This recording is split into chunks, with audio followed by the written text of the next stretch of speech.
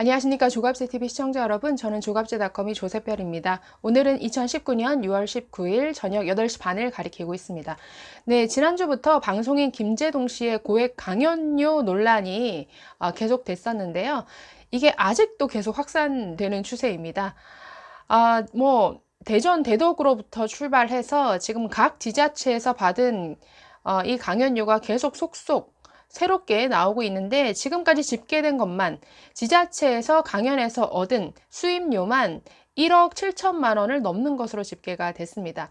자, 그리고 이 김제동 씨의 강연료 너무 고액이다, 이런 논란이 일자 이 김제동 씨를 적극 변호하고 나선 사람들이 여러 명 있었습니다. 지난주에는 김어준 씨의 논리, 시장이 결정한 가격인데 뭐가 문제냐 라고 시장 가격론을 들고 나온 김어준 씨가 있었는데, 이 외에도 여러 사람들이 김제동 씨를 변호하고 나섰습니다. 그런데 그들이 내세우는 변호의 논리가 참 많은 사람들의 웃음을 사고 있어서 몇 가지만 소개해 드리려고 합니다. 자, 지금까지 이 김제동 씨가 받은 지자체별 강연료 현황 잠깐만 알려드리면 이렇습니다.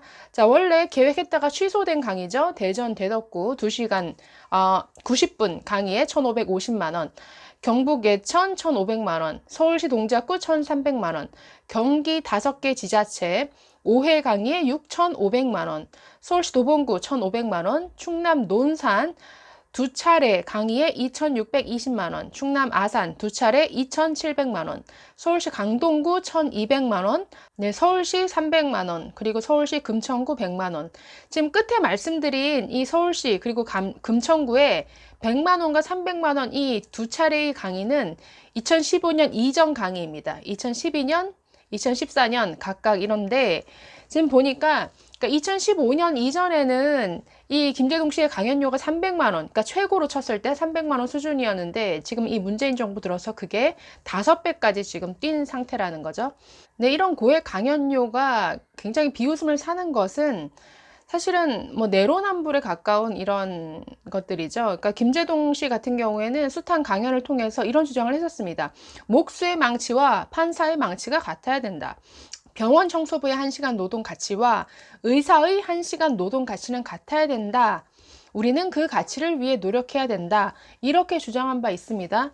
자, 그런데 아주 이 강의 시장에서도 A급 스타 강사가 받는 강연료보다도 무려 글쎄요, 한 5배에서 7, 8배보다 많은 정말 특혜성 가격을 누려온 이 김제동 씨의 주장, 자신이 해온 이 말과는 너무나 다르죠. 그리고 김어준 씨도 시장 가격 운운했지만, 지난 방송에서 이미 말씀드렸습니다만, 시장 가격을 5배, 7, 8배 초과하는 이건 특혜성 가격이기 때문에 이것은 뭐 시장의 논리를 내세우는 주장과는 전혀 맞지 않습니다.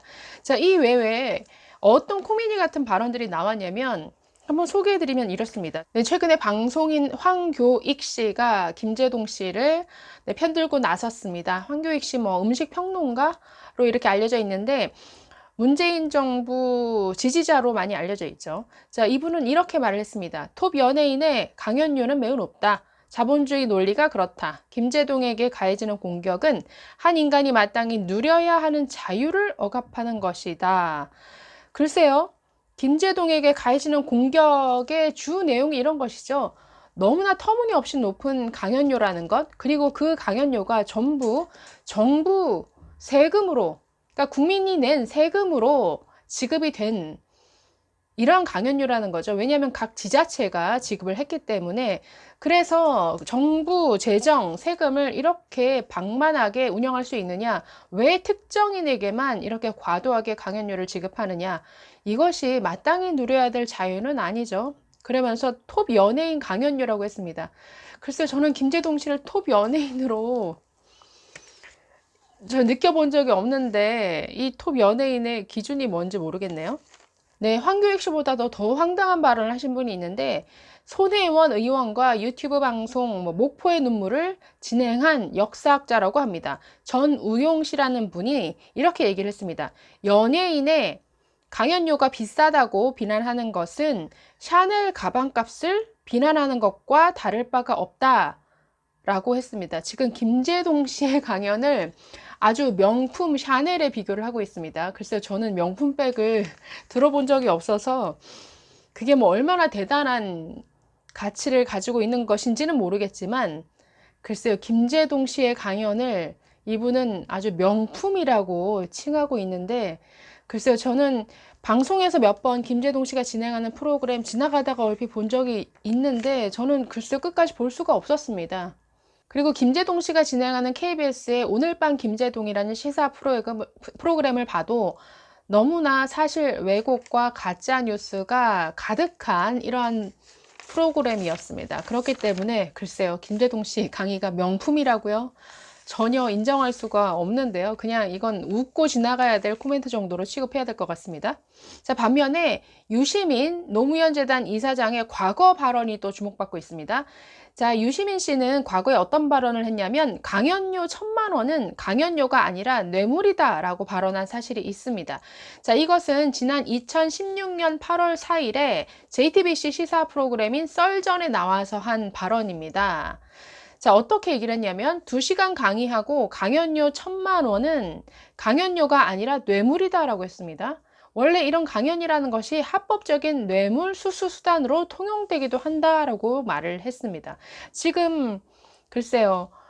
2시간도 아니고 1시간 반에 지금 뭐 1,500, 1,600을 받았으니까 지금 유시민 씨의 기준보다도 훨씬 뛰어넘는 금액을 김제동 씨가 받았죠. 이것은 그럼 합법적인 뇌물을 받은 것인가요? 당시 이 발언은 그 상대 그 전원책 변호사와 김영란법에 대해서 이야기하던 중에 발언을 했었습니다. 당시 전원책 변호사는 이 연 300만 원 이상의 금품 수수에 대한 무조건적 처벌에 대해서 사실 좀 반대하는 입장이었죠. 왜냐하면 노벨상 수상자나 장관 등 유력 정치인들 그리고 사회 인사들의 강연료만 해도 수천만 원대다 라고 하면서 이 김영란법이 비현실적이라고 말했습니다.